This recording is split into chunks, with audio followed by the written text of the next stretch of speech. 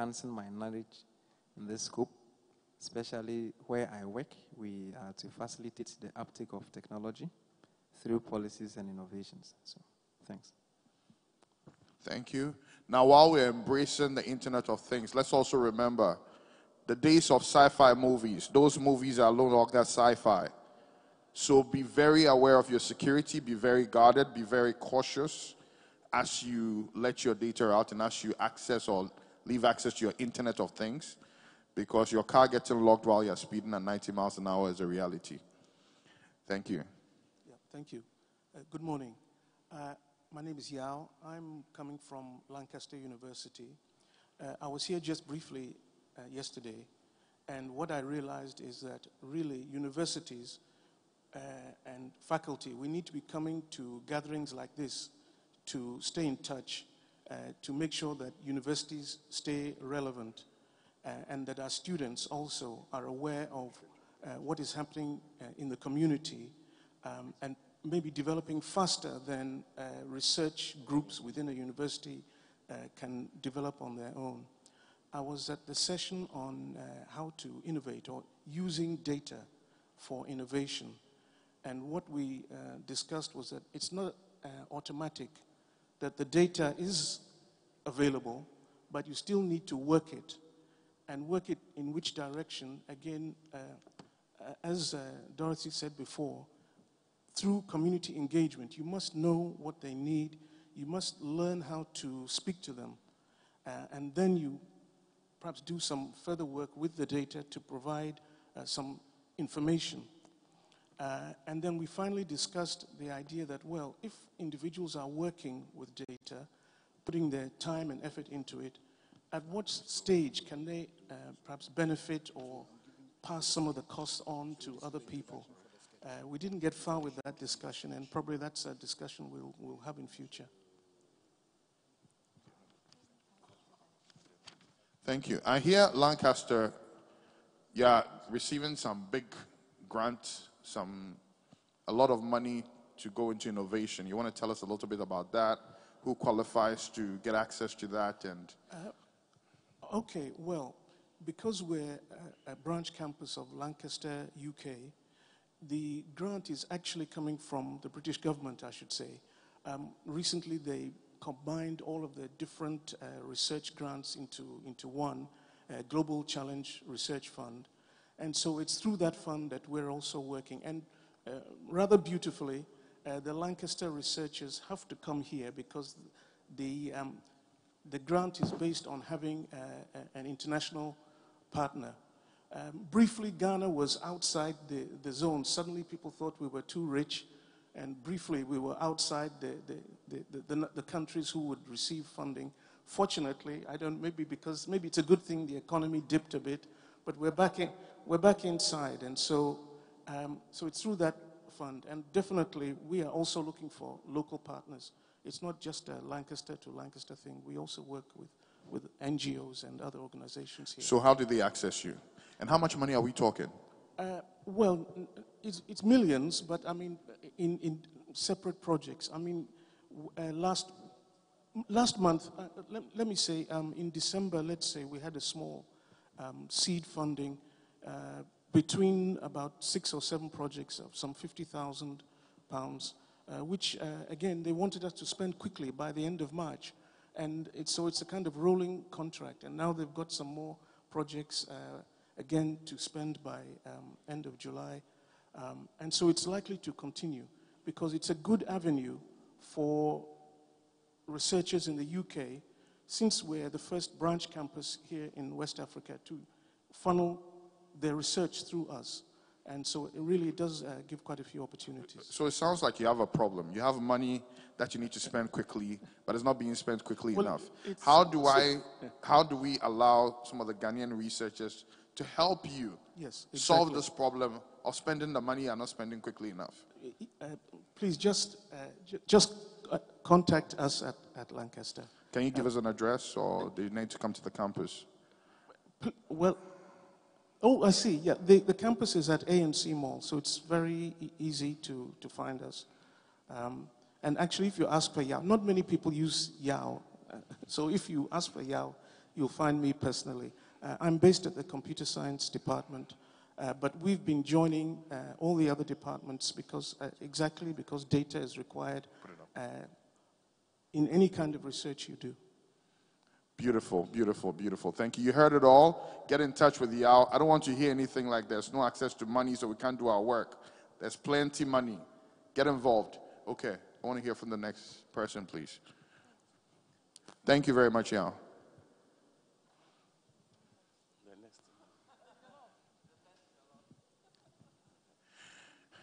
Ladies and gentlemen, before we listen to you, I just want you to look at the design of some of the best jollofs. We're going to get to the data soon. Yes. Yesterday, I was with taking open data innovation forward. And we discussed about the definition needed and the related data, and also development test and contacting and sales up. And my expectation today is to see open data will be more advanced so that the grassroots people can also get access to it. Thank you. Do we have the results for the best jollof yet? So far? Do we have the results? Okay. All right. If we have the results, can we show it now? We've kept them in suspense enough. Oh, okay. Somebody wants to, but please switch back to the picture. Somebody wants to say something before the results come in. Yes. Yama, what do you have to say?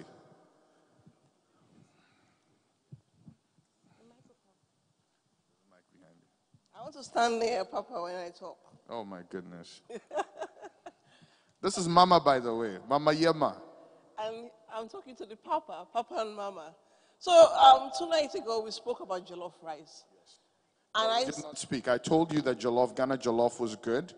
It was better than Nigerian jollof. And you clearly stated that we don't even fall on the chart. No. Our jollof is bland. Your jollof is bland and Okay. it's one pot. The best jollof is Senegalese jollof. Oh my goodness. Here we I go. think that's the best jollof in West Africa. Second best is Liberia. And I'm from Sierra Leone and I'm telling you this. It means I'm being very fair. First place, Senegal. Second place, Liberia. Third place, well, Gambia. They imitate Senegalese jollof, but it's not as good as Senegal. Fourth place, maybe Sierra Leone or Ghana, but nowhere near first place. However, because we have a lot of Ghanaians here, that may have influenced that result. But if it's a West Africa vote, Senegal will come first. Please, what happened to the Nigerians? It seems like they were not even mentioned. Oh, that's so oily. Oh my goodness. Oh, Lord have mercy. So I think we've at least settled the Ghana versus Niger one. Let's look at the data, please. Let's look at the data. This is a clear use of open data, ensuring inclusivity. So we have Ghana leading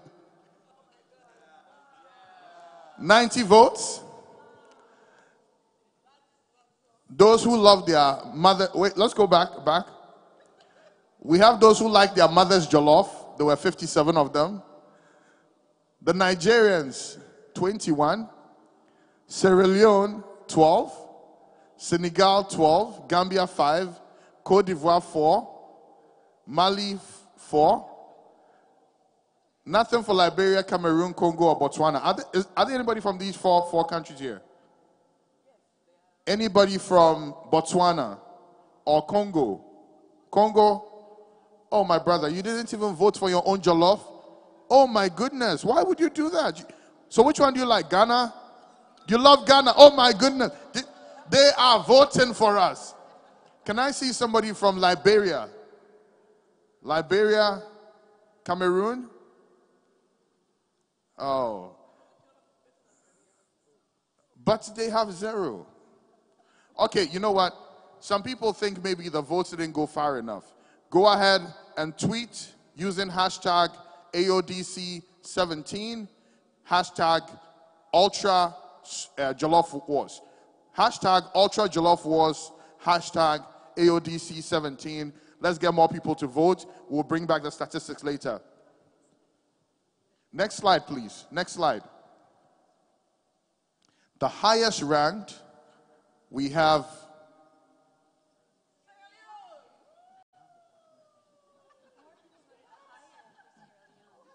Wait, hold on a second. What kind of data was I looking at initially? Let's go back to the data. So there were 90 Ghanaians voting. 90 votes for Ghana. But they weren't all threes. Oh, okay. There were like twos and ones. Ah. So maybe you can explain how data works a little bit. So the issue, of course, is that you can't just look at data one way, right? We have to think about how the data is gathered. So you had a choice of 1, 2, or 3. And when you voted that, it was how much you loved the jollof. And of course, your mother's jollof rated second, but it was right up there.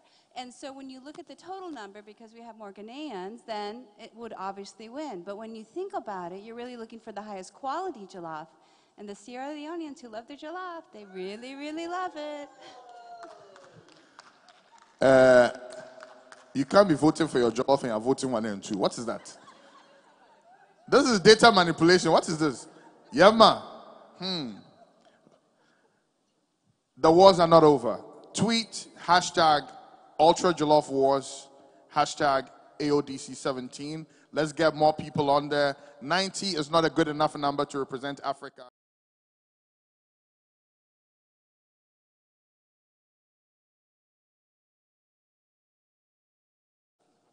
Yes, where's the mic? Yes.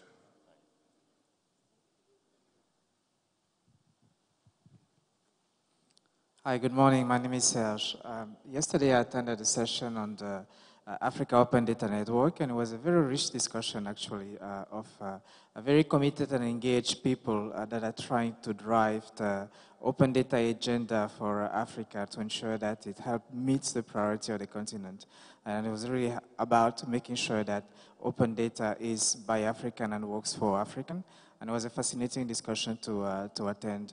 We also had some discussion on the launch of the Africa Data Revolution report, which also shows how the data communities within the continent can actually engage with one another to help advance that transformative agenda that the continent seeks through Agenda 2063 and the 2030 Agenda for Sustainable Development. So for today, I'm actually looking forward to hearing from the very high-level officials that are coming here, His Excellency the President of Ghana, about how our political leaders are committing to help us advance this agenda on the continent and help ensure that through open data we actually leave no one behind. And I'm going to plug the session that I'm going to speak on this afternoon on the Africa Data Revolution report, which is going to be in committee room 2. So I look forward to seeing a lot of you there. Thank you.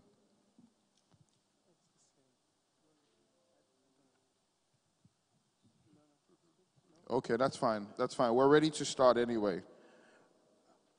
Just last 2 comments from anybody who wants to give a comment, randomly across the room. Anybody who wants to give a comment? Last 2 comments. I think I was in the same. I'm depressed. They said Ghana Jollof is not the best, so I'm Yes. sad.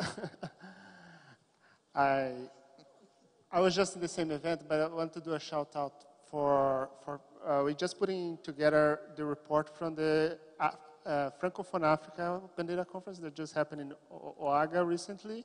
So the report is online, and actually there's a call there for people interested in coordinating, helping the community to grow in Francophone Africa. So there's a call open there for people who want to coordinate their work there and support the community growth of open data in Francophone Africa, which is, I think is our sister conference from the Africa Open Data Conference. So it would be very good to have you all there and tweeting and disseminating the word on that.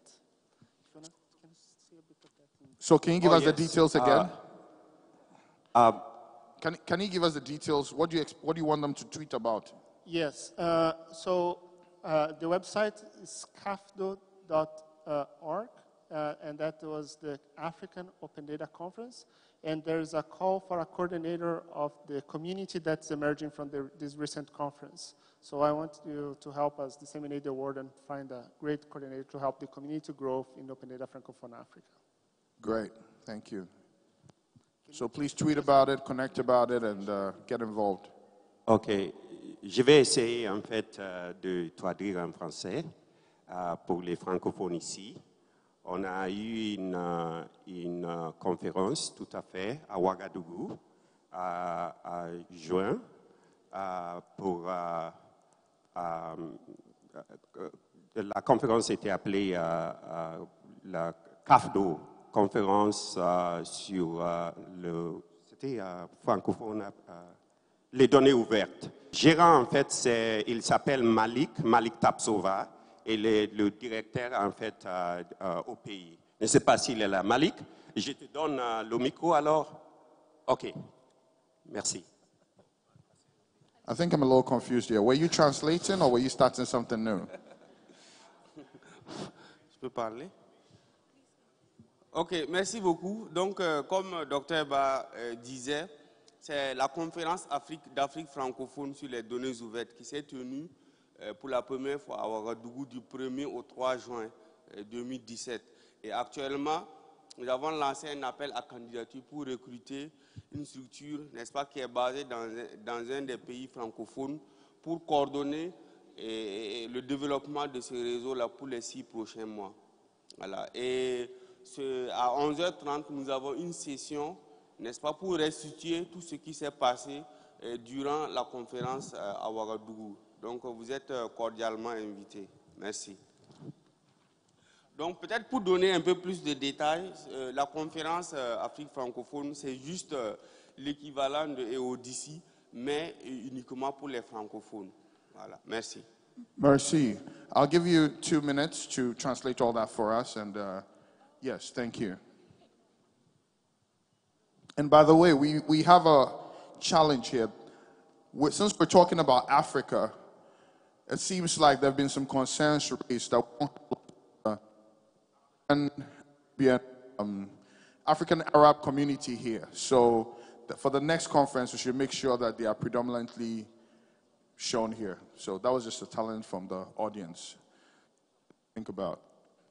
Okay, I'm going to make this very short because it was already said in English, but there was the Conference of Francophone Africa on Open Data, which is the equivalent of AODC. It was the 3rd of June in Burkina Faso, Ouagadougou. So essentially, they're just saying that they're looking for, they have a call to recruit a coordinator to help in the growth of this project that they have going on, which is to increase open data in Francophone Africa. So you can contact them. You can contact Malik. Okay, you can go to the website cafdo.org.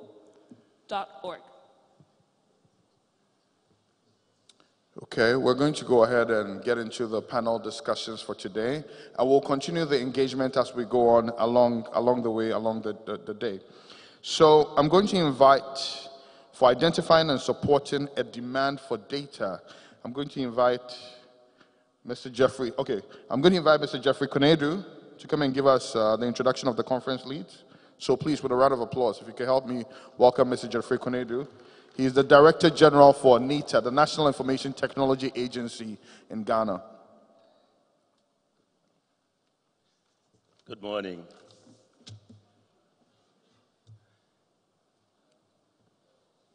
Permit me, fellow delegates, to introduce the next panel who will be discussing on the theme, identifying and supporting a demand for data. Just to add, that professor was the immediate board chairman for NITA. And we have in the team Teki Akute, Data Protection Ghana. We have Chaya Nayak from Facebook. We also have Nenena Mwakwena from Web Foundation. And we have other participants from GCNet who would be discussing on these issues. Ladies and gentlemen, if you are ready, please take up your seats and let's begin. Thank you.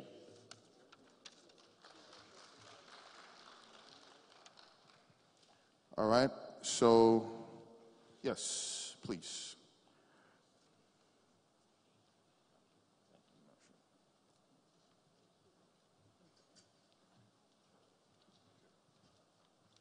Can I get some ushers here, please?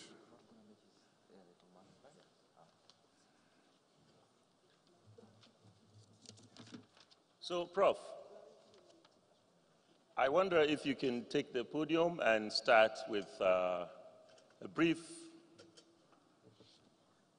about Ghana's experience, a brief history of data in Ghana. Thank you.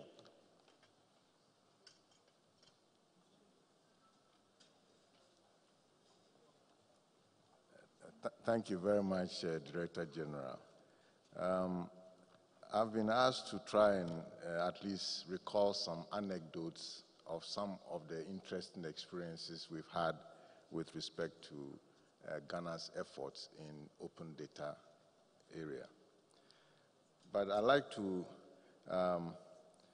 share this from the perspective of having been pioneering internet, and open data relies heavily on the internet, and so naturally will also inherit some of the features of it, such as the openness, which is in the open data, as well as the organic nature with which, meaning the permissionless approach that is inherent in the internet. I'd like to comment that from my experience, there's abundant supply of data. In fact, perhaps too much, but there is no scarcity of data. There's also constant demand for data. In fact, apparently, similar level of intensity as I perceive as the supply. Also, it may be that the challenge we are faced with is balancing or synchronizing the supply and the demand in this case. You have data, but it's not in the form that users want, or it's not exactly what they need, and it requires some tweaking. So it's that balance which creates the desire to work harder. In identifying the users, of course, it will be from requests that users give, but a lot of it will be from intelligence or awareness of what the needs of the community we are serving is from the supplier's point of view. Now, from the supplier also has to be aware that it's a continuous development process. It's not that you put one data there, then it's dead. After a few uses, that's it. So you have to make it a continuous effort to enhance the next data that you produce and so on. Most importantly in all this is we are heading towards creating a culture of working with data. In this case, I'm looking at people liking data, people collecting data, people wanting to share data, people willing to challenge data, because data may also not be complete or not covering the aspects that we want, and be very eager to add to data. In other words, when you get some data, you try to do something with it and then share it. It's extremely important. We sometimes like to keep it.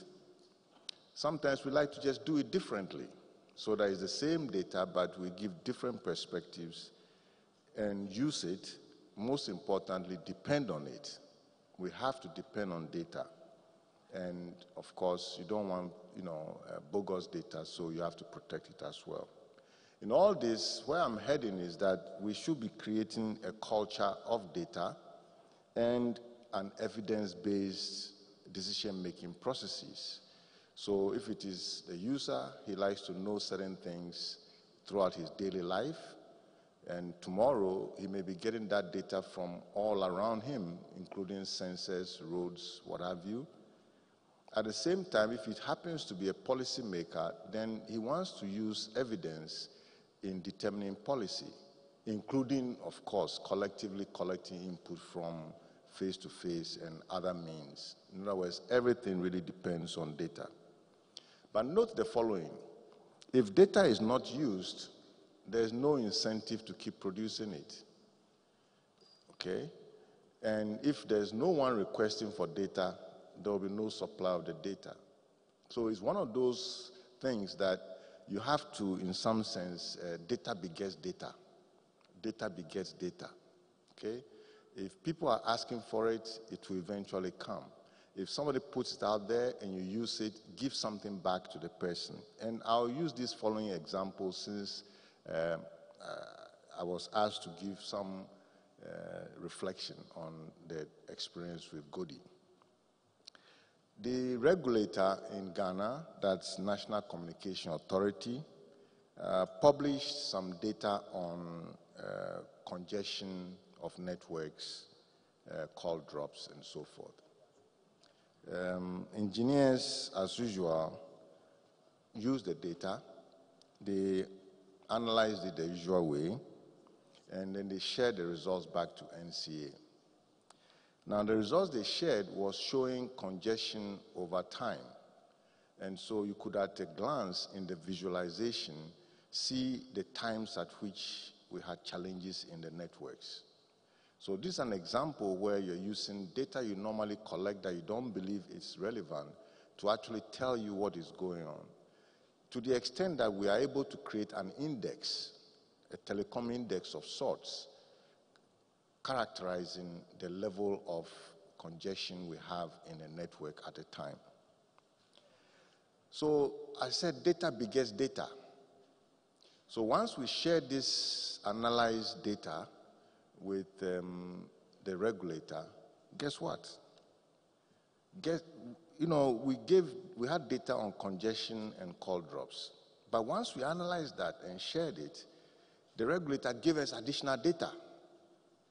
See? So by showing that the data was useful to somebody, the supplier of the data decides that you have to have more data. And that's the kind of cycle that I think we want to get ourselves into. What was the more data? They gave us something we had not even seen before. This time it was call setup. And the call setup analysis was very beautiful in the sense that it showed how spread out the different operators are in their call setup. Some were very peaked around the 10 seconds, some were more spread out, and that is the kind of characteristic that you need to try and extract from data for purpose of decision making.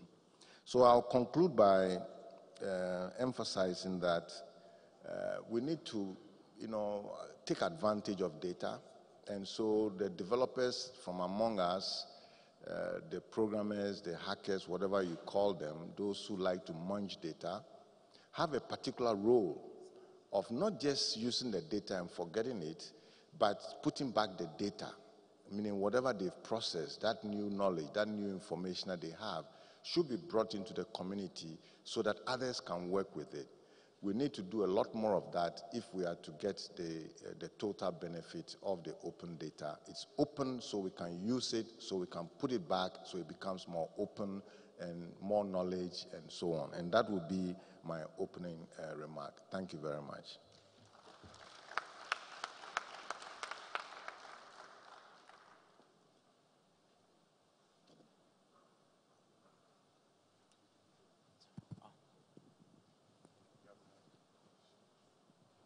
Thank you very much, Professor Kaynor. Good morning, everybody. No, that's not good enough. I'm going to need a bit more excitement from you in the audience. Good morning. That was 3 people. Excellent. Let's try and get it up to 10. Ladies and gentlemen, good morning. Good morning. Thank you very much. Now we're talking.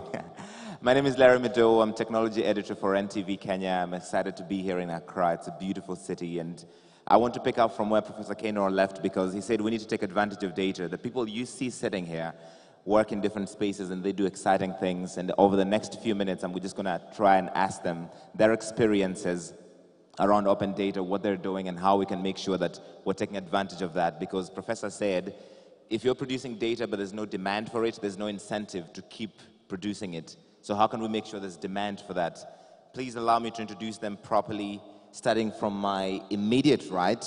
That, and I'm going to need some round of applause for him once I'm done. Aidan Eyakuze is from Troweza and is director of the Global Partnership. A big round of applause for Aidan.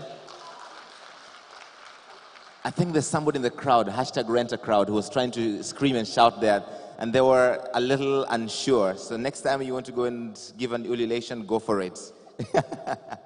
Next to me is Nena Nwakanma. I apologize if I'm not saying it right. Senior Policy Manager at the Web Foundation. Nena, you need to start paying some people in the audience, so when you introduce, they go crazy. Sitting next to me is Chaya Nayak. She's a Public Policy Research Manager at Facebook. Big round of applause for Chaya. Also with us this morning is Tekia Kwete from Data Protection Ghana. Thank you so much for being here.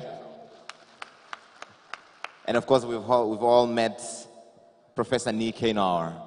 So a big round of applause. Thank you so much for opening that.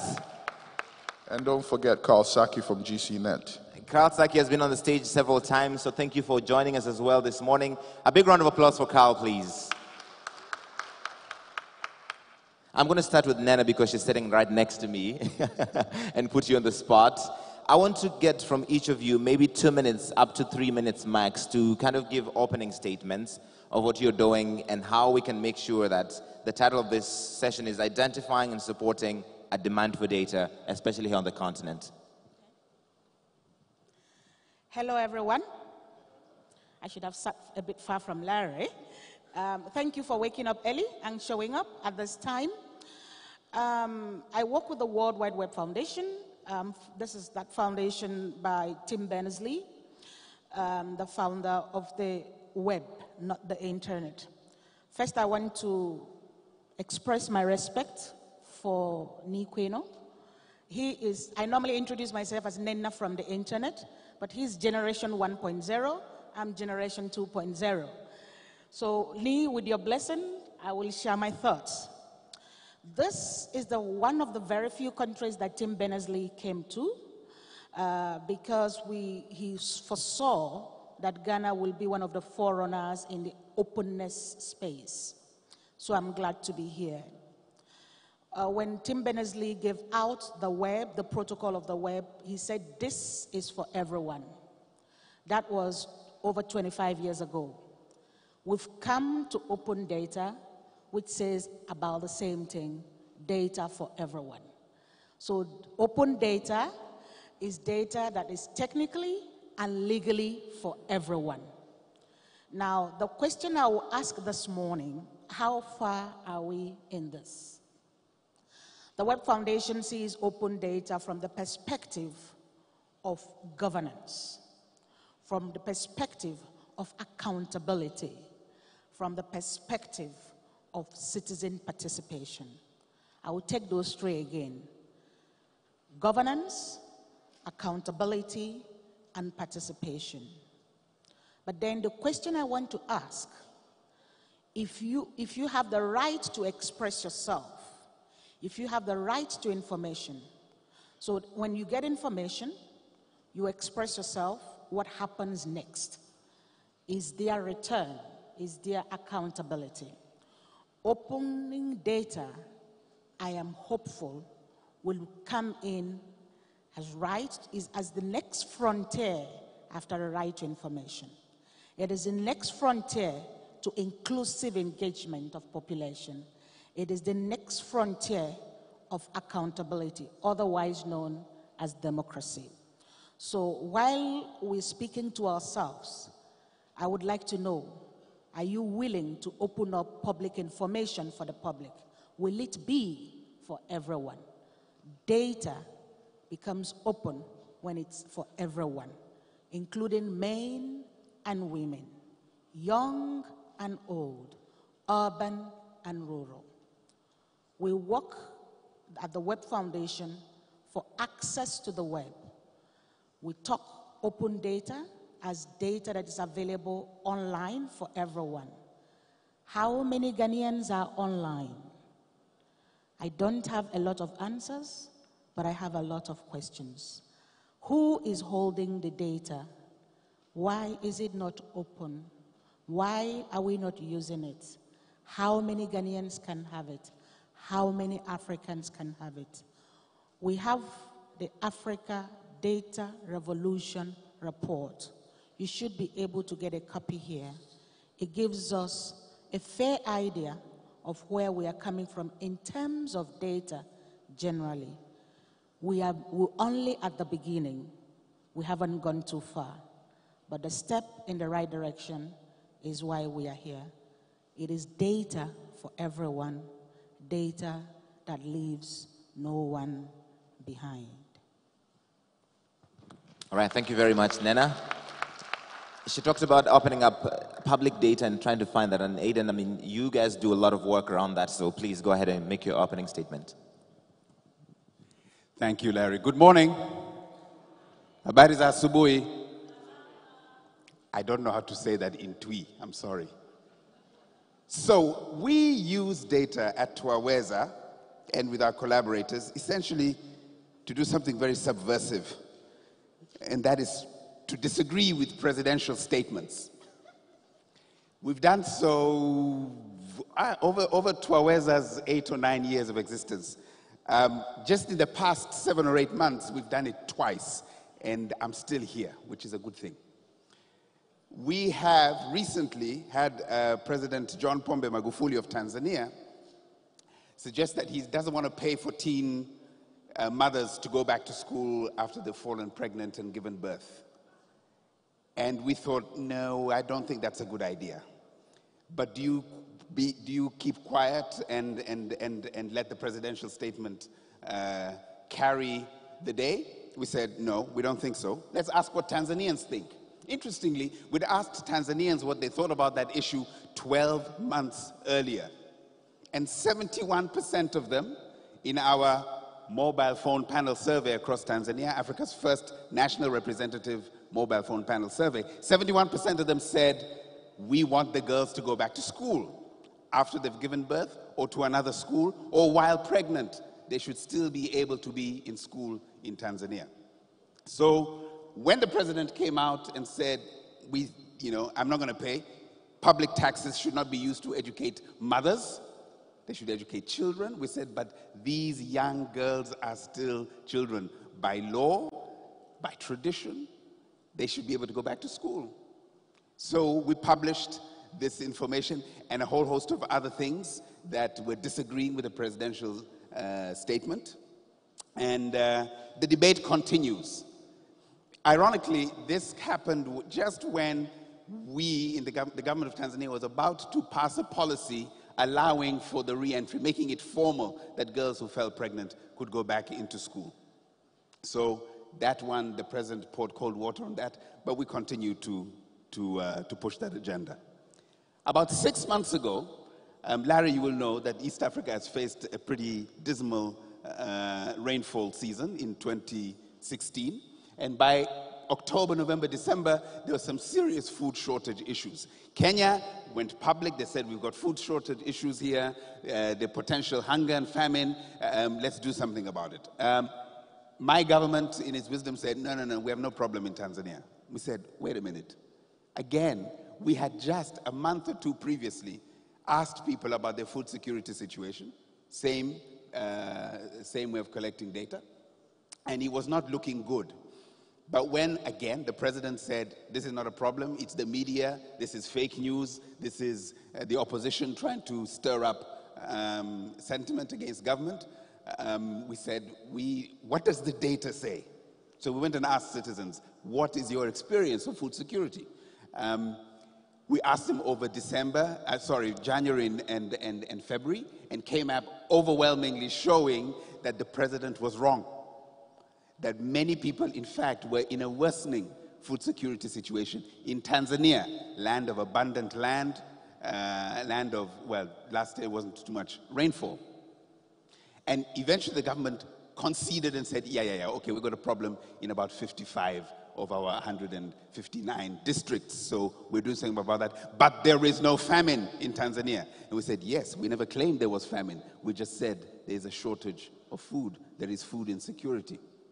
So we use data in this sort of way to allow citizens to amplify their voices and to have a real conversation based on real evidence and their own real experience of what is going on back to the governments and the people who sit in offices and in power. And for us, we're finding in Twaweza a very powerful conversation can happen when you base it on evidence, when you base it on statistics, when you base it on data, and when you are open about your methods, when you're open about your database, and when you're open about what it is that is inspiring you to do this. So you visit our website, twaweza.org, and you'll download all of these information that we've been putting up there. Today we've been releasing data about what Kenyans think of the election. Very interesting things. I will say no more. Go and have a look and see what Kenyans are saying about the elections. Larry, good luck. That's great. All right, thank you very much. You didn't tell people what Twaweza means in Swahili. Twaweza means we can. So it's yes. Yes, we can.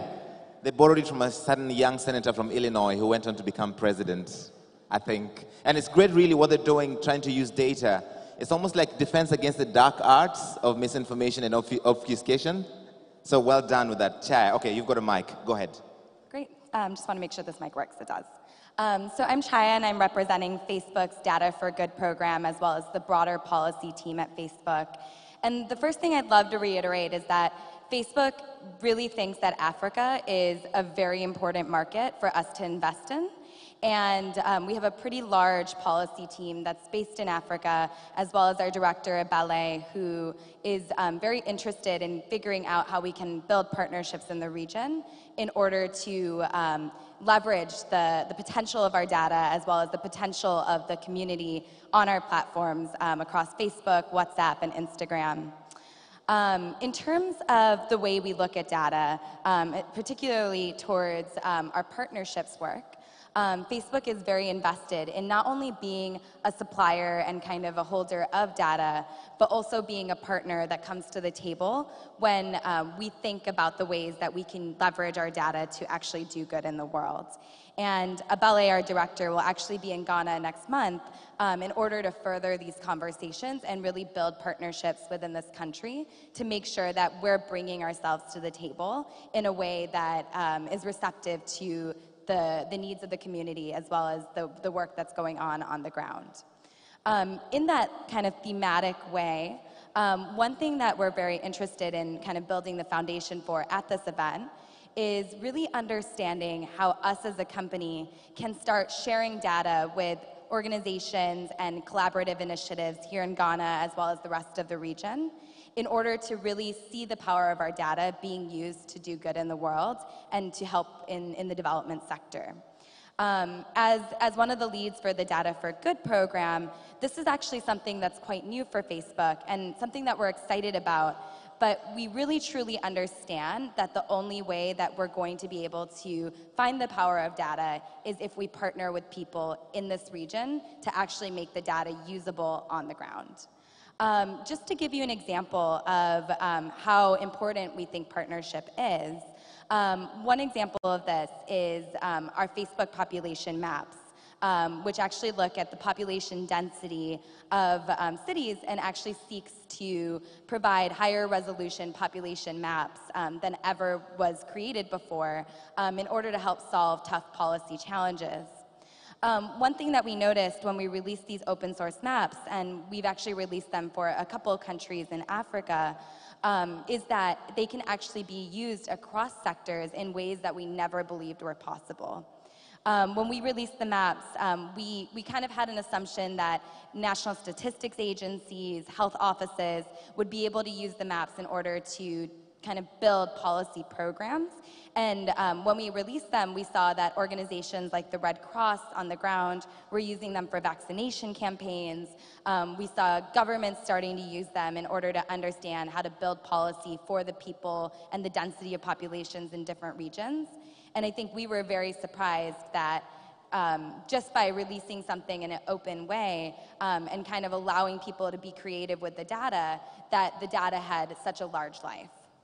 The second point that I'd love to make is that data grows exponentially when you have multiple data sets and partners who are willing to take the time to make data joinable and workable together. One thing we realize is that one data set, even if it's from Facebook, which has a humongous community here in the region, it's pretty useless unless you can compare it to other data sets and really understand the data in more granular ways by joining it with others and creating these relationships in order to actually make an impact on the ground. The third thing I'd love to reiterate is something that I heard in the workshop that we hosted yesterday. And really the whole onus for us being here on the ground is to build a foundation for our Data for Good efforts for the future. And what I heard in the workshop, and the third thing that I think is really important, is it's not just open data, but it's responsible data use. And I say that very, very strongly because I sit on the privacy team at Facebook. And for us as a company, we realize that in order for us to be able to use data in a way that's responsible, we have to have trust from our community. And by having trust means that we have to do good with the data as well. And so that's something that really resonated, I think, with the people at the workshop yesterday, and something that they told us was important as we start to scale these initiatives. And so I think the three kind of big things for me is, one, partnerships are really key when it comes to open data use. Two, that it's really important to have have interoperable and relational databases so that you can really build exponential value from the data sets that you're working on. And then three, that it's also extremely important to be responsible and build data sets that can do good for the community while also doing good for the world. Thank you. All right, many thanks, Chair. I'll pick up some issues with you in a moment. But Teki, we found a fantastic, vibrant data community here, and it will be very fascinating to hear what your opening remarks are. Okay, I'm the lone voice in the wilderness, I must say. So I'm coming from an institution that essentially regulates collection, holding, and using of personal information.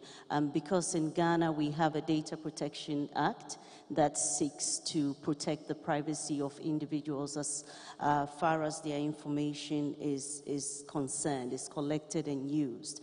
And so a lot of the time the myth that seems to be going on is that as far as the open data space is concerned, data protection is a hindrance. And so I'm here this morning to establish the fact that, especially in Africa, in our country, data protection can actually enhance collection and use of information. And it can even help the open data space as far as responsible and useful and accurate information is concerned, which is very important when it comes to the kind of information that we want and how to make important decisions from these information. Why am I saying that? The data protection laws look at responsible collection. It looks at responsible holding and responsible use of the information. You're not stopped in any way by data protection from sharing the information. But what the laws say, for instance, is that if you are sharing, let us know, or let the people who are giving you such information, in order to get their trust and the necessary integrity, know that I'm collecting and I will use this information for these purposes. To a large extent, public information and making public information available will not necessarily hinder data protection or prevent data protection, because generally the exemption is given under the laws. And there are also exemptions for data that is collected for research, for historical, and for statistical purpose. And I believe in terms of access to information in the open data space, these are the kinds of information that you are looking for to enable us make informed decisions. So there is no way data protection, prevents responsible sharing of information. Having said that, I wish to also say that the compliance approach that we are taking as a commission is going to help, especially in the public sector, because we are calling for a more prudent and a structured approach to information collection across spheres and including public organizations as well. What are the kind of things that the law is calling for? It's calling us to know what we are collecting in the first place. Are we collecting it from? How are we holding it? So we especially in the public space, it's going to be a lot easier if we implement data protection maybe 5 years from now, when we have been able to inculcate that responsible information collection and sharing culture, to have data sets that are more useful, more accurate, and more relevant. You know, one of the challenges that we've had in this country is that, yes, there's a lot of data out there, but it's very difficult to lay hands on it, and especially in the public sector. And you can't blame them, because we don't have a structured approach to collection of these data sets. So if you come to me, even if I want to make that information available to you, I do not know where to get it from. And sometimes it's very tedious and difficult to go through large records to make this information identifiable. So with the compliance strategy and approach that we're seeking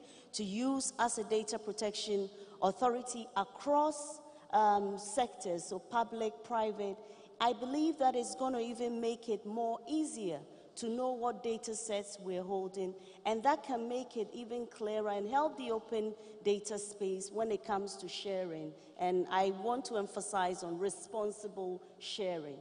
Responsible sharing it's interesting you said that, because she was also talking about that. Professor Nee, I'm going to skip you just for the moment so I can go to Kasake. You said yesterday, I believe that, or the day before, that data is the new oil, but also when you've got oil, there's always a lot of people who are trying to be cheeky in there, trying to use it nefariously or otherwise. I wonder what your experience there is as you make your opening statement. I've taken you in one direction. You're probably going to say something entirely different. Thank you very much, and good morning to you all. I'm coming from GCNet. When GCNet started, okay, basically we have access to, or we basically help government to mobilize funds, and so we actually get tax information, customs clearance type of information, and a lot of the information hitherto, the introduction of GCNet, you actually had to go to these agencies to manually request information.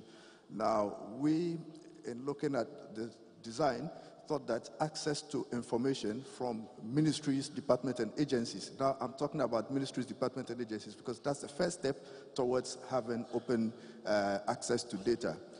They should be able to access the information themselves. It wasn't an easy feat, but we managed to be able to get all the agencies to be able to get access to the information themselves. So today in Ghana, most agencies actually have access to whatever regulatory information they require, and they do it themselves. Now, looking at this conference, and I'm trying to juxtapose whatever we've done with this, the next step actually for us, and where we're looking at the leadership, because the leadership is key in doing this. GCNet is working with the leadership of the various institutions we are working with to making access to information possible. It's interesting to note, and I have to say that we have worked closely with the Data Protection Commission in their setup, and we actually believe in the mantra that there has to be responsible access to information, responsible sharing of information, because this information, even though it's public information, there is the element of privacy involved. And so it is stuff that we are working on to be able to make this type of data possible. Now, a lot of the stuff that is going on there, because you're looking at transparency, you're looking at accountability, you're looking at developmental needs, can only be possible if there's data. Ghana, for instance, the Statistical Service pulls most of their reporting from the systems we provide. But then people tend to question the data because they don't have access to the data themselves. They have to depend on what the Statistical Service tells them. And that's the next step in what we are working on, to be able to have this information publicly accessible to end users, where and it's not every type of information, but what is publicly supposed to be made public. So in a nutshell, I like to say that Yes, we are working. It's still, like Teki said, there's still some way to go, but I don't think that it's going to be a very long road for us to be able to actually have an influence in the open data space where people will be able to get access to public information and to be able to take government on some of these things that are coming up. I wanted just a small tangent there. You mentioned previously people were, especially public agencies, they didn't want to reveal that data because you needed to apply and pay a bit of money and take months before they could give it to you, even if it's data about, say, sanitation facilities or health centers, stuff like that. Has that changed in the time since you've been doing this? Or do you find that people still want to kind of hang on to their data? Actually, there's been a very big change. I have to be candid here. Most agencies actually are able to pull out the information themselves, and they are able to report to their users. Now, the data we have access to is a lot more. A lot of it is revenue type of data, so the trade-related data. We have access to that, and those who actually, the agencies that require access to this data have access to it. They don't have any hindrance. But the next step is to be able to make that information available to the public, okay? Because the key thing is that it serves one purpose only if it stayed within the government sector. But then you are able to actually come up with a lot more if the public also has access to the same data, are able to do whatever they want with the data themselves. And that's the next step of what we're trying to do. I wonder what the experience, before you jump in there, the father of the internet is sitting right next to you. I wonder what his experience was in that, and if he's got any lessons for people who are still thinking, okay, I want to be territorial about this. Okay. My thinking is that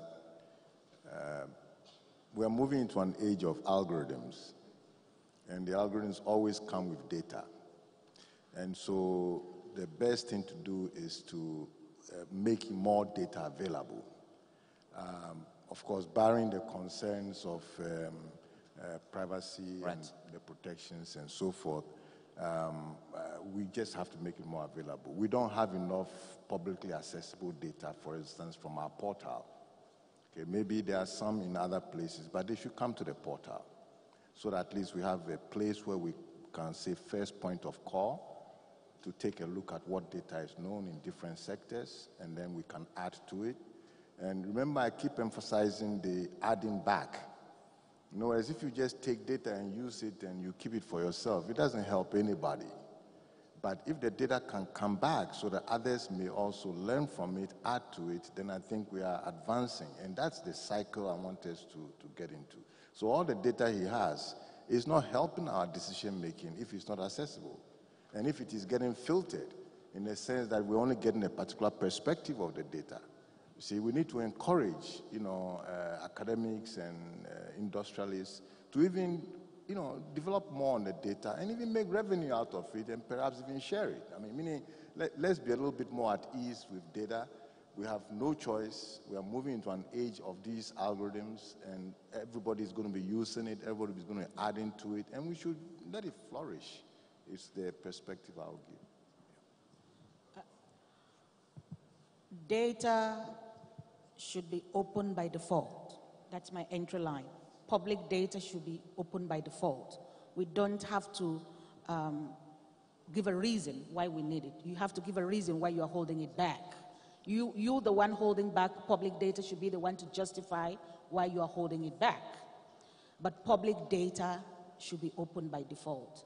It is Ghanaian people's data. It is Africa's data. So we're talking about open data here. We're talking about data that in all its legality should be available and open to everyone. For those of you who watch soccer, how long can you wait for them to update the score line when your team scores? How can you wait 1 minute? No, guy, it's a goal. Roll it up, That's the kind of thing we want. Timely data that empowers people. So why would you hold information that belongs to the people? Information like budget, national budget, is not personal data. The ministry should not hold it back. Data that has to do with how many people have gone to school, how many people have graduated, how are we doing? It's not the names, it's not personalized data. I want to pay homage to Teki for the work you're doing. Because at the Web Foundation, we believe that privacy, security, and openness are sisters, and they can all live together. Let's not think that because we're speaking open data, we're saying reveal the individual lives of people. No, we're talking about data that people have a right to, okay? Data that men and women need for their daily work. Data that kind of says Black Stars has scored a goal. Everybody in Ghana, in fact, everybody living wants it to be updated. The International Open Data Charter says that not only should it be in open formats, so people can easily use and reuse, but it has to be timely data. If the national budget of a country has not been published by the 20th of July, it's no longer timely data. So when you hold data back, you hold development back. You hold participation back. My submission at this moment is that open data benefits the government first. If I'm from Ministry A and he's from Ministry B, and I have to write to my minister, who will write to his minister, who will write to his director, for him to give me data, then we are wasting money. We're wasting time. But if everyone submits it to, even if the data is hosted at your end, and we just interoperable, we have an interoperable platform at Godi, then I pick it there. I save time. You save time. My minister saves time. His director saves time. And the people who need the data gain. Open data is important for industry. But like I tweeted your line, data begets data. And let me add that data begets data that begets money for us, okay? So the private sector needs data, and civil society needs data. And I think I will hand over to Tuaweza. Thank you, Nena. I want to amplify the point that you made there about open data. And here to speak to our friends in government, because sometimes when we sit here in civil society and Facebook and others, people in government think, these people just want to make trouble for us. When we put our data out there, we get hit over the head with this is, you're not doing this, you're not doing that mistake. But that may be true. But I heard something in June from a former minister in the UK cabinet who said this. He said, we're living in a time of really severe trust deficit. Citizens don't trust their governments. And they're trusting them less and less and less. But, paradoxically, if you're open about your data, even if the data is showing you're not doing so well, you can get citizens to trust you again. If the citizens say, this government is putting out this data, it's their data, it's showing them not performing so well, maybe I can believe the next time they put out data when they say they are doing well. Maybe it will reflect reality. So if you are in government and you're worried about releasing data, submitting data, making it open, it can help you rebuild citizens' trust in your department, in your government in general. I think that is something to keep in mind. I want to make another point. And I like the professor's Nee's point about data begetting data, and you say adding money.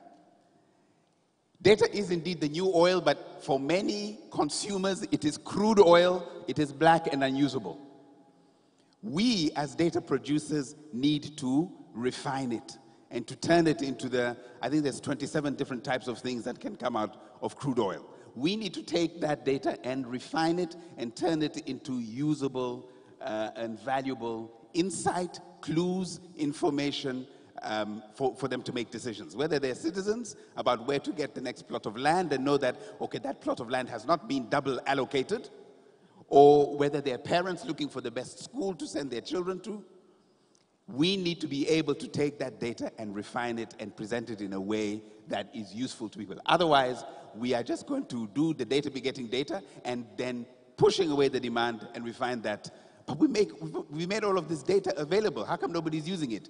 We need to go to the next step or 2 or 3 to make it usable for ordinary citizens. Thank you very much for that. We'll come back and talk about your experience in Tanzania and how that can be replicated in the rest of the continent. And you do excellent work in East Africa. But Chaya, I wonder, you were talking about data for good, which is fascinating because people naturally fear big companies, big multinationals that collect lots of data like Facebook obviously does. So it was great to hear that you're working on sharing that and helping people make better decisions. I wonder if there are any things that are already about to launch, like low-hanging fruit or something that's already happening in the continent around sharing that data. Definitely. I think the lowest hanging fruit that we have right now is really building the foundation of partnerships. And just as I said that Data for Good at Facebook is very new, I think that leaves a lot of opportunity for us to understand what the community needs in terms of Facebook data. And I think what really resonated with me is the conversation around how we need to refine it in a way to make the data actually usable, as well as protect the data so that people can responsibly use it. I feel like what Facebook has done over the last 1.5 and 2 years of our Data for Good work has been just understanding how to get the data in a place that it's actually consumable, as well as build the partnerships to understand what data is actually needed to be able to be shared. So I think those are the two lowest hanging fruits right now. From the privacy and responsibility side, you're definitely right that people are scared about the ways that we may use data or the amount of data that we have. And one thing that surprised me when I joined the company, and I sit on the privacy team at Facebook, so it's an interesting model that our Data for Good program is actually part of our privacy initiative. All of our products undergo a process called privacy by design. And just as my fellow panelists talked about the fact that data has to go hand in hand with privacy, at Facebook we feel that privacy has to be baked into a product, it has to be baked into a data solution from day zero, rather than something that just gets buttered onto the top after something's been fully baked. And so I just want to reiterate that, one, Facebook really believes that partnerships are the key and the lowest hanging fruit at the moment. And then two, that privacy is something that we have to ingrain in the entire solution rather than just be something that we put at the top. Okay, I want to pick up that issue about privacy and responsibility and the regulatory challenge thereof, because we've seen sometimes European regulators issue fines or give restrictions about what you can and cannot do for big multinationals. I wonder what the experience here in Ghana is, where you said you have a Data Protection Act, if there are any major decisions that have happened as a result of that. Yes, we are still a baby in the data protection space. There are clearly sanctions under the data protection laws, most of them criminal, and this is something that we've discussed at the highest level in the institution, that subsequently we may have to look at the option of economic fines, especially looking at what is happening in Europe, where from next year companies are going to suffer for violation of privacy rights as much as a huge percentage of their global turnovers for privacy violations. So it's very important for us to take a cue to look at it. It's been a challenge because data protection is a behavioral change, as I like to put it, because you're essentially asking people that are used to collecting and handling information in a particular way to change their processes, to change their procedures, to go back to the drawing board and essentially come up with policies that are useful, you know, to the data protection ecosystem. And that is a very difficult task. But I think we're making some strides in the space. And the first thing it starts from is awareness. And that's what we'll continue to stress on, that people should understand what this is all about. We should not see it as a tool that is stopping us, but it's rather empowering you and I to have better control, to know more about what our information is being used for and how it's being used. And just to chip in on the issue of transparency and openness, that's one of the key data protection principles under our laws. And we believe that this openness principle will actually help organizations come up with better structures to open up and to give information, because essentially it gives the individual the power to come back to you, and you are required to provide a way for people to come back to you and then understand what you're holding on them and how you are using it. And so when you put in such structures, this would essentially mean that, for instance, you may have a place where they can go to access information. You would have to have a place where they can make inquiries, and within the shortest possible time, information must be given to them within timelines that have been set up by the law. So as we continue to practice some of these standards, it will make it a lot easier when it comes to the open data ecosystem, because you already know how to give information to people. You know what kinds of information you can easily share. And so you're able to extend it and make, information that should be publicly available more easily available, especially in the public sector. All right, many thanks. I wanted to bring in now Professor Nee. You said there's an abundant supply of data, and we were just hearing that you said earlier, data begets data, but it's also, if data is oil, it is raw, it is unrefined. Crude oil, that's the word I was looking for. So how do you make sure you're refining it and getting the right things out of it and not just chaff? Okay, normally the GODI works with the different public sector organizations to prepare them in a way so that the same statutory requirements that they have in publishing certain data are now produced in a computationally valuable form. In other words, giving us PDF doesn't help, but if we got spreadsheet, we can do some things with it. It's that sort of thing. And that cycle is what helps, in my opinion, that if they are following their existing statutory requirements, but they up it and give it in a form that is usable, then that immediately makes the data available in the community, and we can begin to work with it. Meaning, I have not seen any hesitation, okay, in government providing data. I mean, to be honest, in the experience that we've had, there's been no such hesitation, really. The problem has been that they are used to producing it in a certain way, and we are also asking them to change.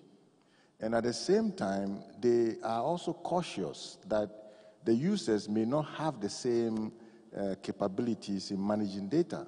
For example, a statistician will tell you that if you use the data in the wrong way, you may get garbage results. And so he's concerned that whoever is going to use the data at least understands the assumptions behind the data that they've produced. So all these things are education and making it available, and people making the mistakes and being told that this is a mistake, take it out, and using that to grow the ecosystem. Okay? Of course, on the other hand, if you spread the net of, let's say, data protection too wide, there will be some hesitation in people, producing data in a certain form. So, it becomes like you have to be sensitive to the desire for openness to the extreme, as well as your interest in ensuring that personal-related data are, to some extent, carefully managed. Now, most of the data we are talking about, as Nina pointed out, is not really personal data. It's not, it's derived. They are all derived from some kind of data. But because it's derived, it's not so harmful from the point of view of protection. And so I'm sure you are seeing these cases and you manage that balance as carefully as possible.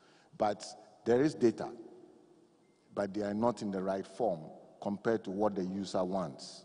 So user has to also change a little bit, and the producer has to change a little bit. The only way it will happen is the organic way of the internet, which is let them practice and let them make the mistakes and let us criticize them and let them improve and keep good things or reward good things, and so on would be the way I recommend.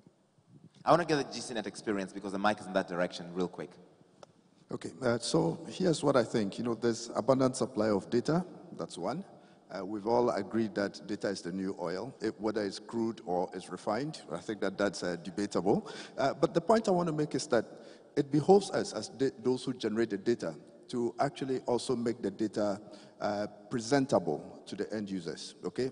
Yesterday, when I was making a presentation, I said one of the key things you could do is to even use dashboards, because dashboards is very informative. A person looks at it and immediately can understand it.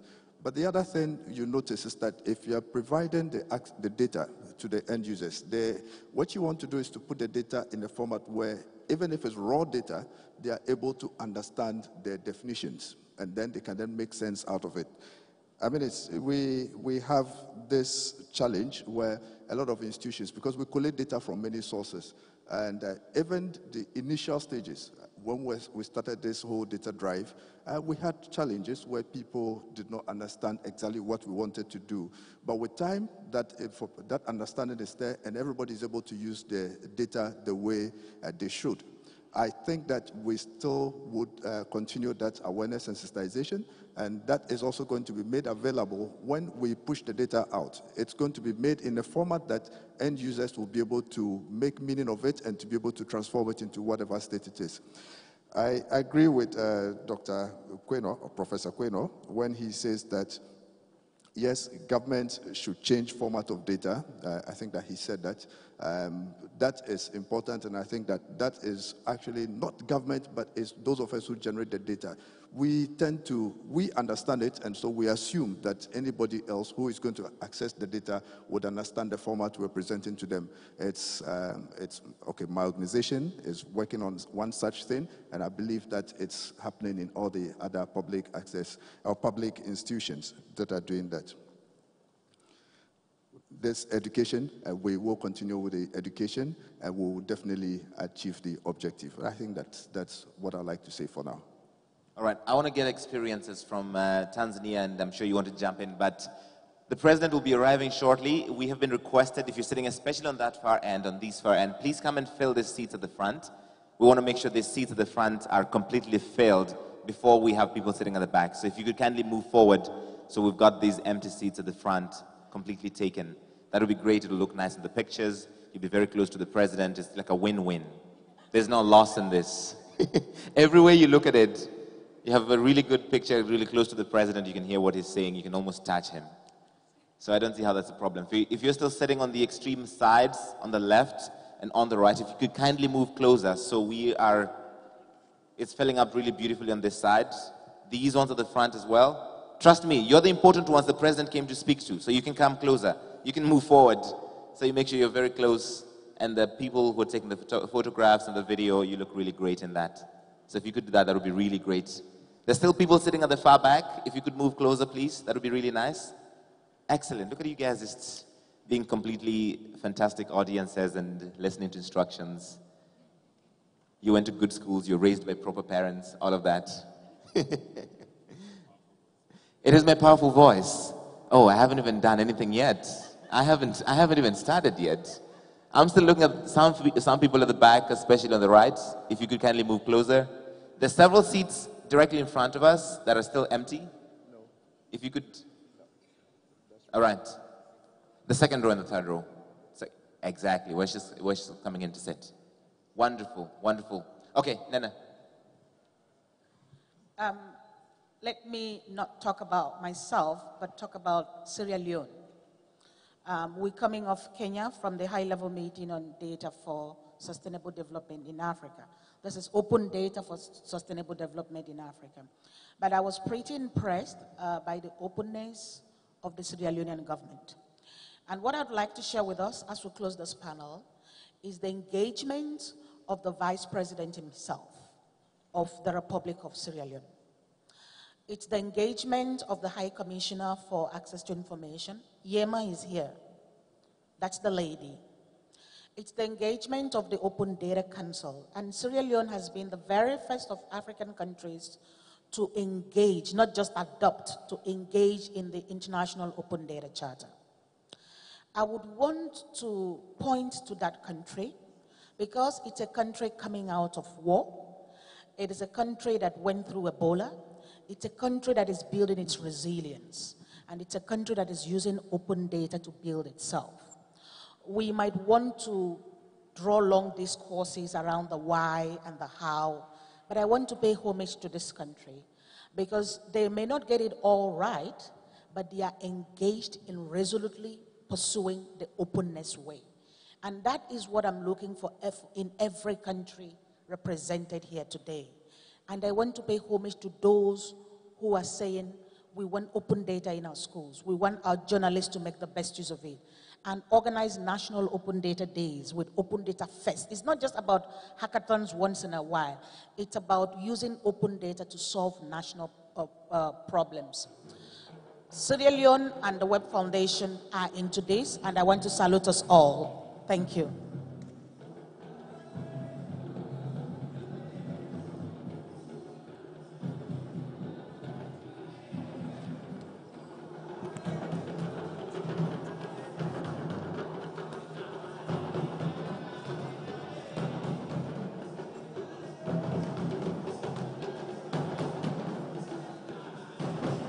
Ladies and gentlemen, His Excellency Nana Akufo-Addo, the President of the Republic of Ghana.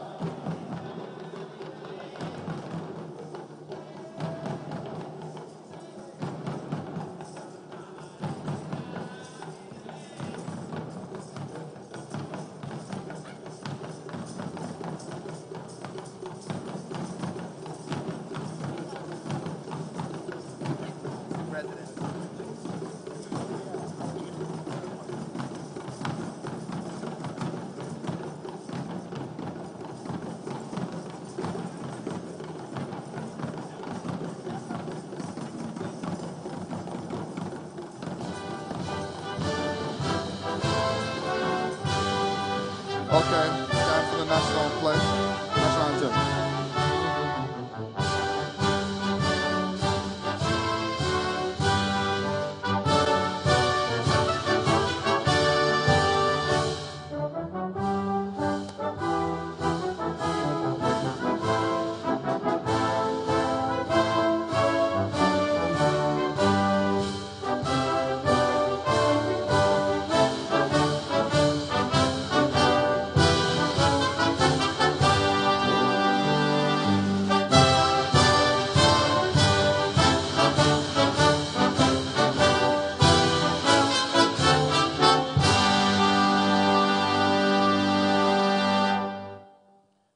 Thank you very much. Thank you for joining us, Your Excellency, Mr. President of the Republic of Ghana.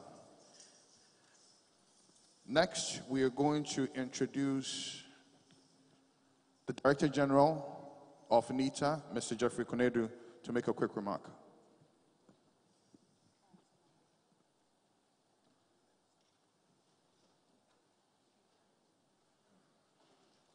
Thank you. Good morning. Your Excellency, the President of the Republic of Ghana, Nana Addo Akufo-Addo, the Honorable Minister for Communications, Mrs. Esler Owusu-Ekufo, members of Parliament here present, distinguished delegates, members of the media, ladies and gentlemen. I want to thank you most sincerely for joining us this morning and to participate in this important conference as we deliberate on open data and its impact on healthcare, education, agriculture, energy, and sustainable development. As we discuss how data can be open and available for development, I want to draw our attention on three key issues that are so important if open data initiatives would be successful and achieve its objectives. Before data can be made open, data must be securely stored, data must be securely retrieved or assessed, and data must be analyzed for reuse. To achieve this, there is the need to provide solid, secure, IT infrastructure and data centers capable of storing big data. Government must build and improve connectivity, especially in rural areas and remote parts of our various countries. Give opportunities to its citizens to develop software systems that can be used for data analysis and data reuse. When these are achieved, that is when I believe open data would achieve its true meaning for Africa. As we discuss these various issues, I encourage you to have these at the back of our minds and further impress upon our various governments in our respective countries. I thank you once again. I wish all of us a fruitful conference. Asante sana. Thank you, Director General. Next, we'd like to invite our Honorable Minister for Communications, Honorable Ursula Owusu Ekufo, to give us the opening remarks.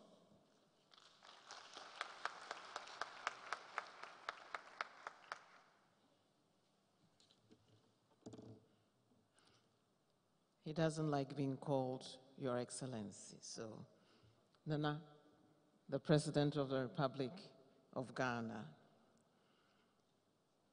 distinguished open data experts, heads or representatives of diplomatic missions to Ghana, ministers of state, the Acting Director General of the National Information Technology Agency, distinguished delegates, friends, ladies and gentlemen. I'm delighted to perform this pleasant duty of officially welcoming you to this conference, even though I know you've been actively having interactions and discussions for the past 2 days. So on behalf of the President of the Republic of Ghana, I say Akwaba. Economic transformation through the use and deployment of ICTs is rapidly becoming the norm, and Africa as a continent must develop strategies to accelerate and sustain our own digital revolution. The generation, analysis, and efficient use of data for planning and development is central to any effort at digitization. Data has become a commodity with major socioeconomic value, and we cannot develop without harnessing its potential for growth and wealth creation. The theme chosen for this conference, Developing Africa Through Open Data, is therefore very appropriate, as this will help us understand the present and better forecast the future. With the Internet of Things and the growing number of smart, connected, sensor-equipped machines, tools, and devices, the volume of data produced is expected to grow exponentially, and we have to build an innovation-friendly ecosystem in which private businesses will find the right incentives for investing in open data initiatives, analyzing that data analytics, and mining it to extract the valuable information stored therein for all manner of customized applications. Access to data is critical for economic players and for the development of viable business models. However, Africa isn't doing too well in generating and harnessing data for development. Distinguished ladies and gentlemen, research has shown that Africa releases the least amount of data that can be used for developmental purposes. And this is from the Technical Center for Agricultural and Rural Cooperation working paper. This research shows that open data readiness in the Africa region for government, civil society, and business is in the negative regions compared to the rest of the world. For us to catch up with and join the rest of the world in the data revolution, we need to take a firm decision to adopt open data initiatives and provide executive oversight to ensure that these initiatives are successfully implemented. In Ghana, we started this open data experiment in 2012 after signing on to the Open Government Partnership, the global partnership between government and civil society for transparency and accountability. Implementation of this initiative has not gone as well as we would have expected. and we face challenges of executive buying, funding, and acceptance. This is set to change. Under my watch, we will redirect the Open Data Initiative to produce the desired results. We will review the legal framework to remove any bottlenecks in promoting open data and lead the effort to sensitize, promote, and encourage access to and use of open data resources.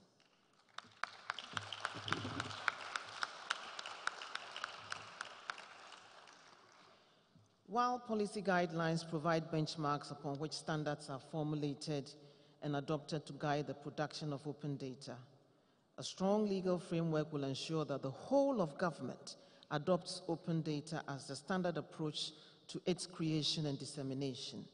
Ultimately, we will ensure that all government data generated will be open by default.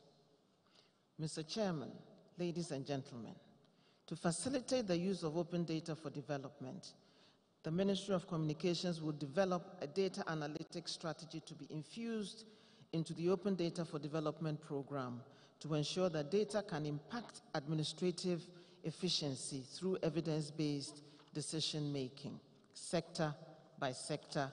The program will adopt systems, approaches, and practices to encourage stakeholders within this ecosystem to work together to develop solutions to the issues in these sectors and ultimately impact citizens with the outcome of these solutions.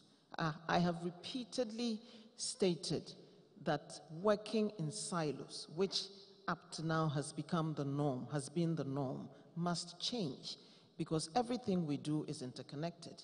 And whatever we do in our various sectors impact upon each other. We're working towards developing an interoperability framework to link all databases by the end of this year, hopefully.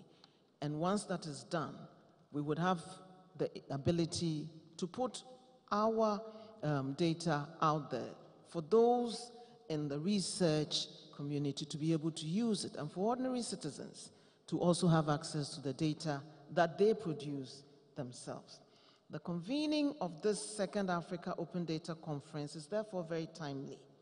And we agreed to host this conference not only because it will bring together a powerhouse of open data experts and advocates to share knowledge, but more importantly, to provide the opportunity to learn at first hand what we will need to do and what it takes to strengthen this open data ecosystem.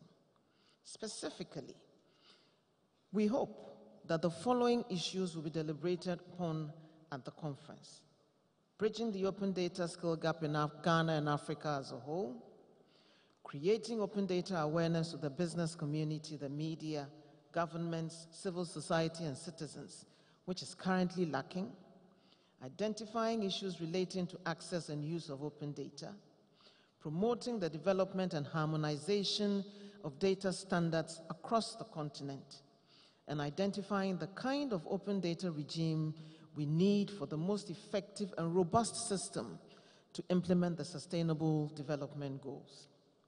In 2 weeks' time, the Ministry of Communications will also host a workshop. Actually, next week, we'll host a workshop on the establishment of an information exchange and citizen portal, and I invite you all to attend it. It will be one of the means of establishing an avenue for utilizing the vast amounts of data to be generated by the EID, electronic ID, national ID system that we're implementing by the end of this year, the linked databases, and the digital property address system, which will all be in place by the end of this year.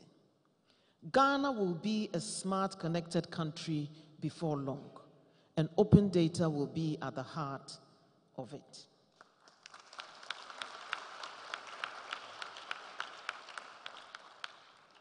On this note, distinguished ladies and gentlemen, I wish you fruitful deliberations at this conference, which I believe will begin the process of getting Africa out of the doldrums of data deficiency. Once again, welcome to Ghana and enjoy your stay. Thank you. Thank you very much, Honorable Minister. Before we usher in our keynote speaker, who happens to be the President of the Republic of Ghana, we're going to introduce a sketch Today they will demonstrate, these children who use technology to solve problems will demonstrate a game they have developed to solve sanitation problem in the country. Let us welcome the kids from Ghana Code Club and Mobile Web Ghana to give us a short demo of the game.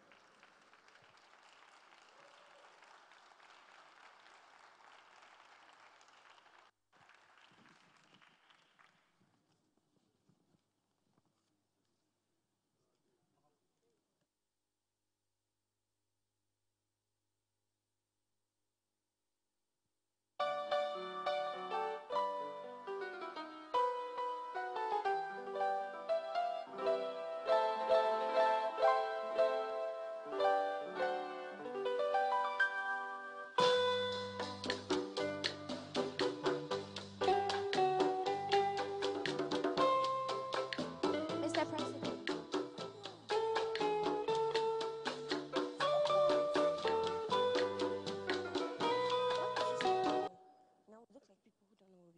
Mr. President, honorable ministers, distinguished guests, ladies and gentlemen, my name is Gabriela Fafa Agor from Hillview Montessori School, Ashoman Estate.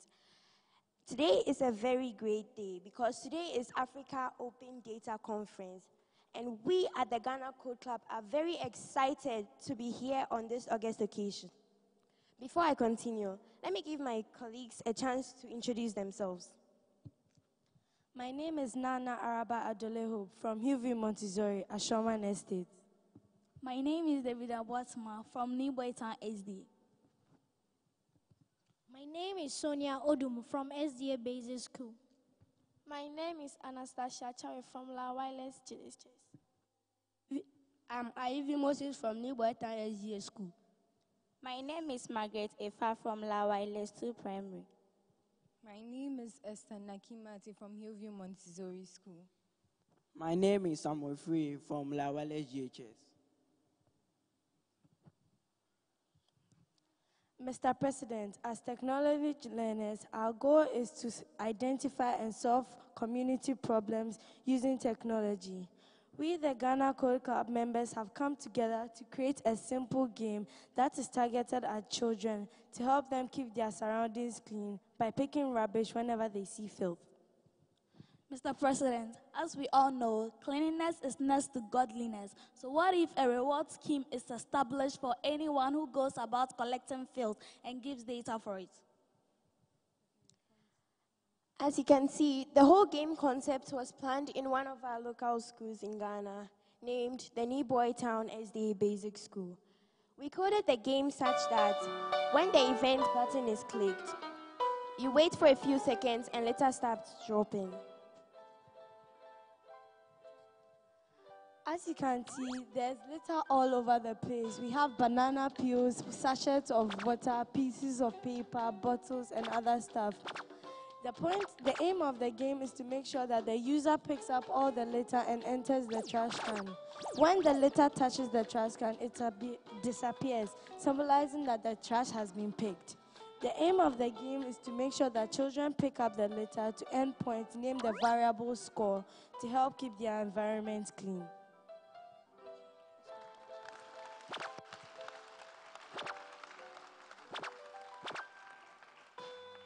Mr. President, this is not just a game for fun, but rather a game to help improve their logical reasoning skills and also help to clean the environment. In conclusion, we want the government to help students in other schools learn how to use technology to solve local problems.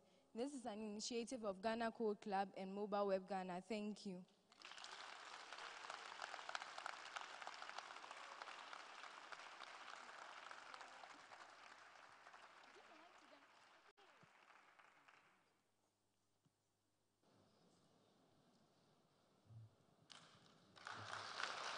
Okay, thank you very much for that. Let's keep our country clean. Next to usher in the president, as he comes to do his keynote, we have a poet, a spoken word artist, a writer, an advocate for the African transformation, Nana Sase. Ago fiha. Penny be company sem. Mofra betuan and system. shadows would find their places on the walls. I was told you enter an elder's house and then you seek audience. When it's granted, you speak. Ejanum, enanum, ceremony kasa, mame kwanya, etwaso. Kwanda ho, ewie. Mpeni say, the elders rinse their beards in the dew to lose the pigment of youth. But mind you, when you meet an elder who totes no beard, he might have picked all of life's experiences. Opening bijaria, nefi nsu asa. Ago fi he, ago she. Se fufu to ni makoko bi de ko a, ninkusu abeda ne toso a, ankobo de wuro no, osan bo kokko. So hini bitwemu a, hwe yi. One to bo a, sebe mpen aduanan na odi ato etu aka de ama mansan nyina na mmom we oyodo mapa eni sen ye friend nana ado dankwa ekufu ado eja se janum nyina ye dom anka wo ye tire nti me frɛw ejanum dompim tipa ye do fa dwenkese bo nyansapo sane no bedwem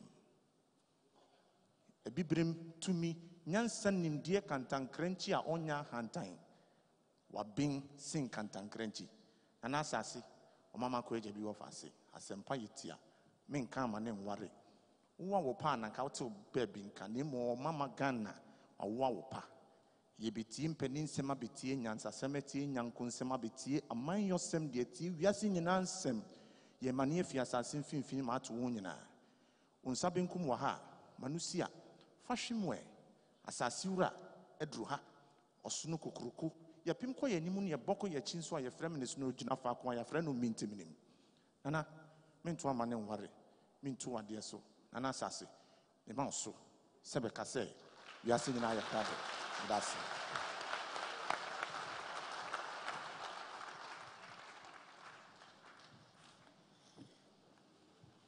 no chama me dase.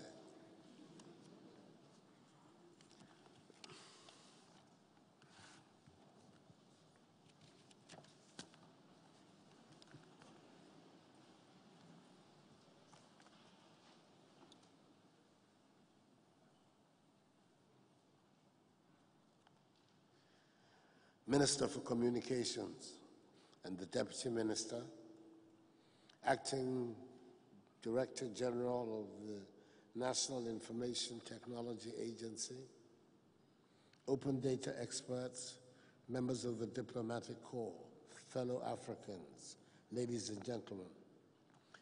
I want to thank the organizers of this year's Africa Open Data Conference for inviting me to deliver this address to such a dynamic gathering. This conference, from relatively small beginnings in Dar es Salaam, Tanzania, in 2015, has now grown to attract this year some 800 delegates from all over the continent and the world, nearly double the figure from 2 years ago. The growth is testimony to the increasing relevance of the ideals embodied in the first Open Data Conference, which primarily sought to, and I quote, develop Africa through open data, unquote. It is fitting that Ghana, a country that is determined to make full use of open data, should be chosen as the venue for this year's conference. We are honored by the choice and hope that all of you from across Africa and the world are enjoying the renowned hospitality of the Ghanaian people. Akwaba is our word of welcome. And I can see that the initiative of the game our young people exposed us to a few minutes ago is going to assist me to deliver on my goal of making Accra the cleanest city in Africa.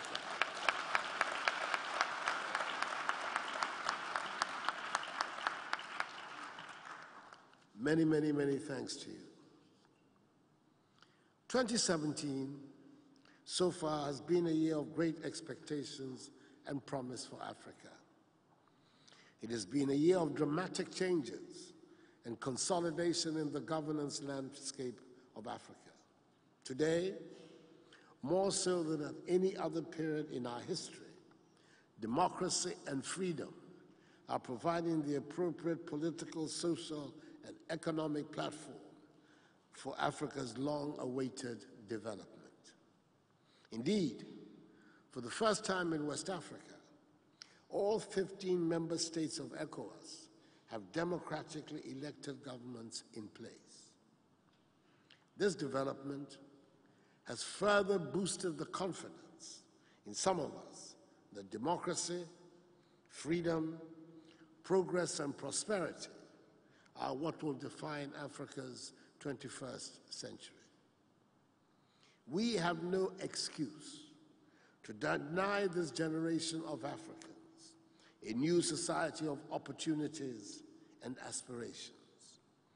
We have no option but to offer this generation a new kind of leadership dedicated to realizing the twin goals of guaranteeing the liberties and freedoms of the African peoples and generating prosperity on the African continent. In so doing, ladies and gentlemen, and if we are to succeed in improving the living standards of our people, a critical piece of this puzzle has to be the availability and use of information and data. The rapid evolution of the advanced and emerging market economies have been made possible largely as a result of the employment of information and data.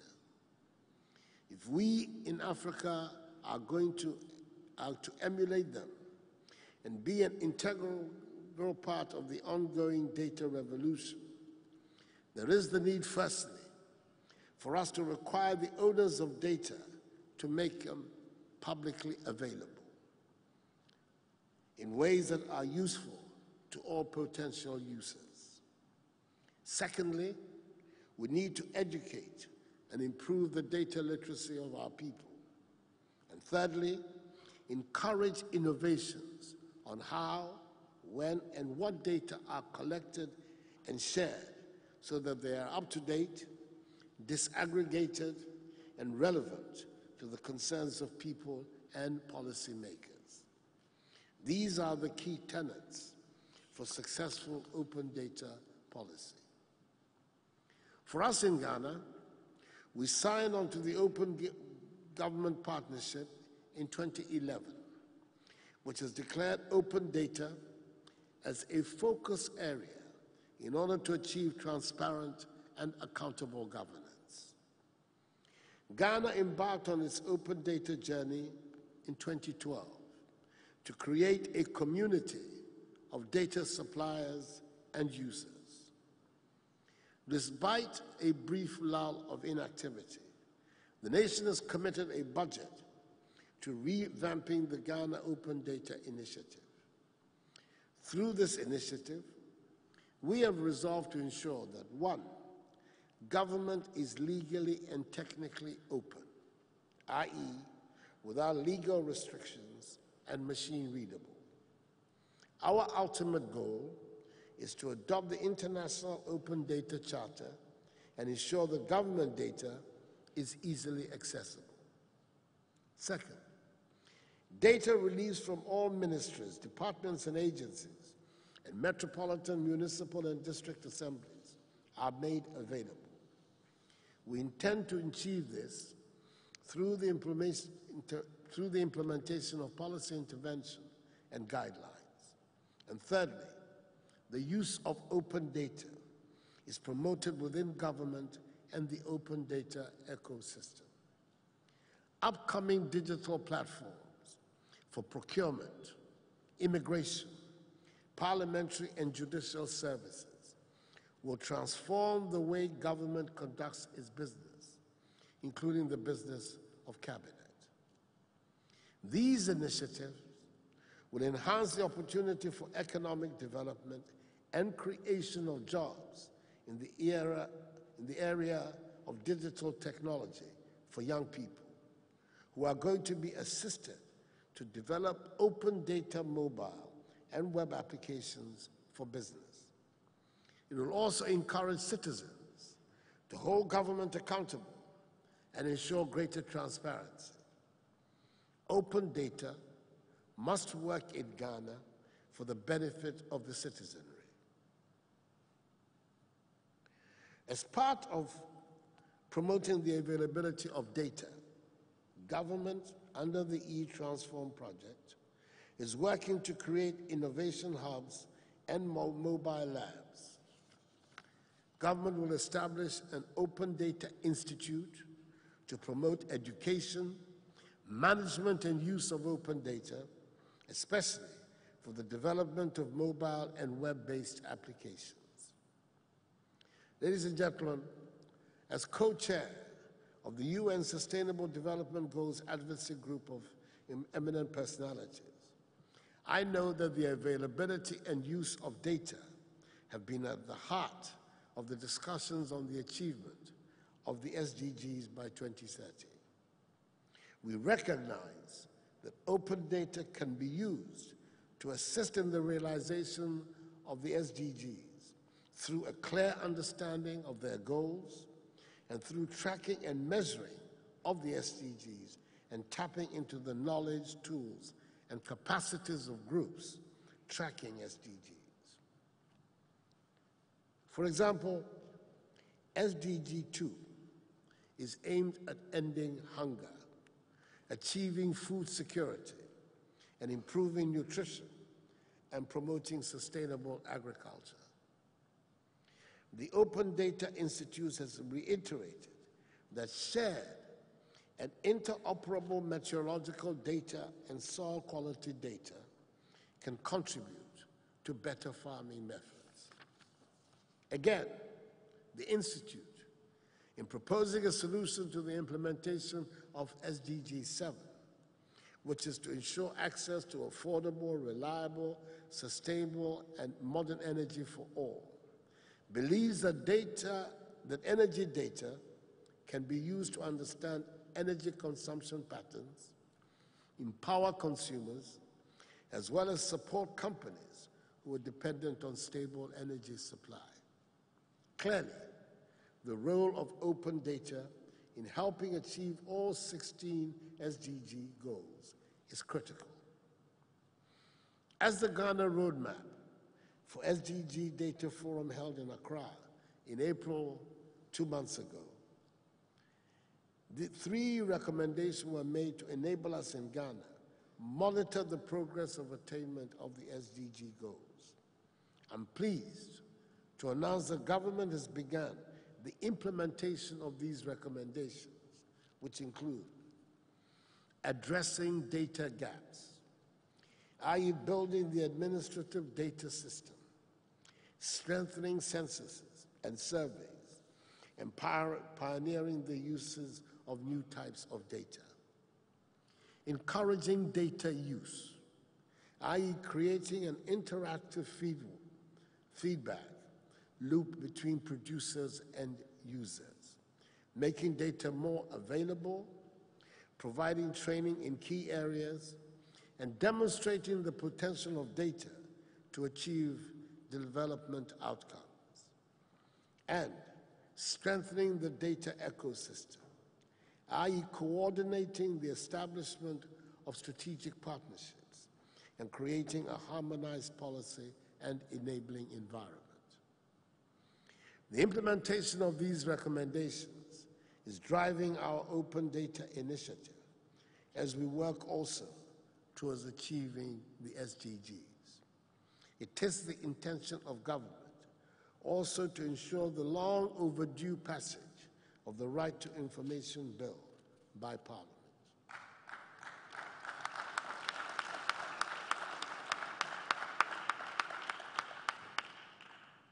Ladies and gentlemen, it is my hope that as we seek to identify key issues relating to the access and use of open data, engagement between business, media, government, civil society, and the general public will be deepened.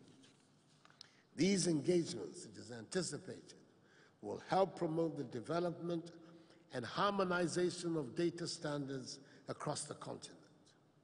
Ghana, and indeed Africa, welcome partnerships and technical assistance from our friends and open data industry leaders in our quest to develop effective and efficient open data systems.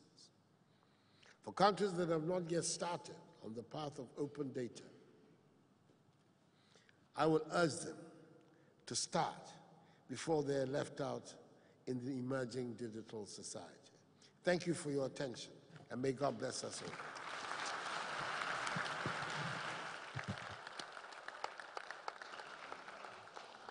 Thank you, Mr. President.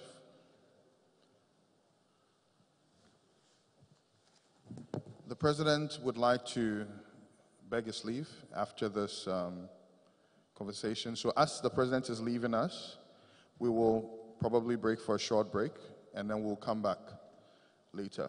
So the President would leave us, and we've all heard from him. When we come back, we'll continue the session at 11:15.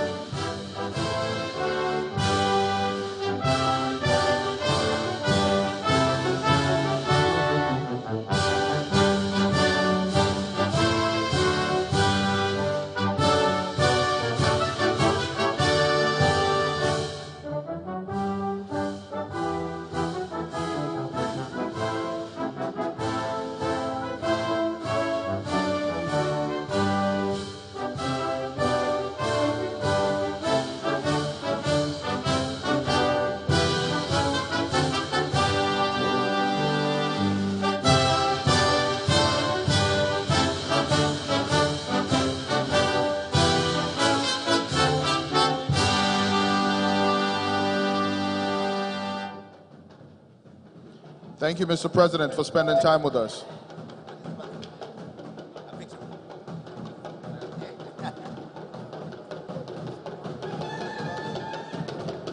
Ladies and gentlemen, the President has agreed to take a selfie with all of you in the background. So do you want to come closer? And we can do that.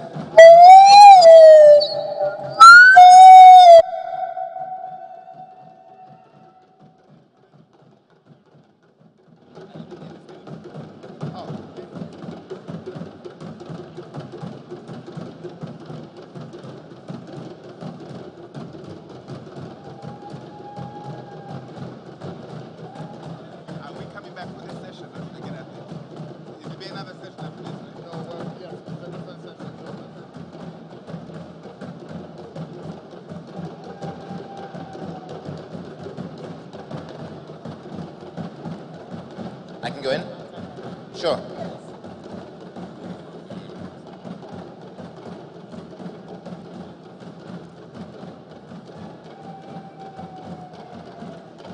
All right. Let's see how many of you can get into the picture with the President and the Minister and the Director General. Get your faces in the selfie real quick. Everybody at the back. One more time, say Akwaba. Thank you very much, Your Excellency. Sorry. Oh.